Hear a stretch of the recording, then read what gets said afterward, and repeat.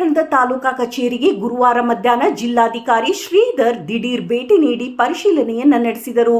ಮೊದಲು ಟಪಾಲು ವಿಭಾಗಕ್ಕೆ ಭೇಟಿ ನೀಡಿದ ಅವರು ಸಾರ್ವಜನಿಕರ ಅರ್ಜಿಗಳನ್ನು ಸಮರ್ಪಕವಾಗಿ ಕಂಪ್ಯೂಟರ್ಗೆ ಅಪ್ಲೋಡ್ ಮಾಡುವಂತೆ ಸೂಚಿಸಿದರು. ನಂತರ ದಾಖಲೆಗಳ ಗಣಕೀಕರಣ ವಿಭಾಗಕ್ಕೆ ತೆರಳಿ ಪರಿಶೀಲನೆ ನಡೆಸಿ ಅಧಿಕಾರಿಗಳು ಹಾಗೂ ಸಿಬ್ಬಂದಿಯಿಂದ ಮಾಹಿತಿ ಪಡೆದರು.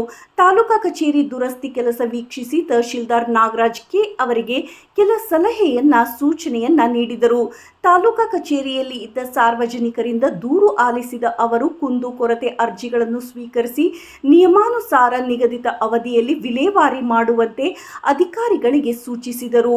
ಯಾವುದೇ ಕಾರಣಕ್ಕೂ ವಿನಾಕಾರಣ ಸಾರ್ವಜನಿಕರನ್ನು ಕಚೇರಿಗೆ ಅಲದಾಡಿಸಬಾರದು ಎಂದು ಹೇಳಿದರು. ಈ ಸಂದರ್ಭದಲ್ಲಿ tahsildar Nagaraj K, AC Gangappa M, ಉಪ ತಹಶೀಲ್ದಾರ ಜೆಟಿ ಕೊಪ್ಪದ್, ರೇಣುಕಾ ನಿಲುಗಲ್, ಎಲ್ಎಸ್ ದಾಸಪ್ಪನವರ್, ಸಂಗಮೇಶ್ ಮಡಿವಾಳರ್, ತಾಲೂಕಾ ಆಡಳಿತ ಸಿಬ್ಬಂದಿ ಇದ್ದರು. ವರದಿ ವೀರಣ್ಣ ಸಂಗ್ಳದ್.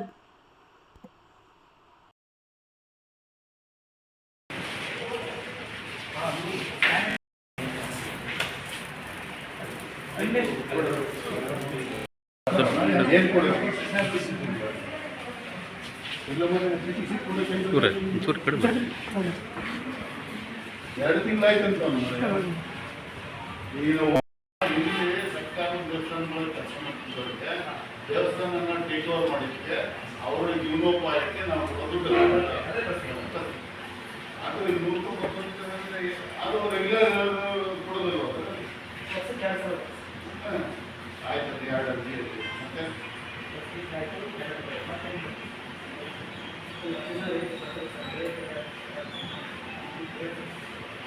ಮತ್ತೆ ಏನು ಕೇಳ್ಕೊಂಡು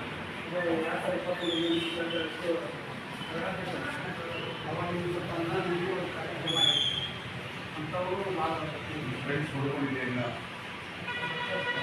ತೀರ್ಮಾನ ಮಾಡಿದ್ರೆ ಬರೋದಿಲ್ಲ. ಎಷ್ಟೇ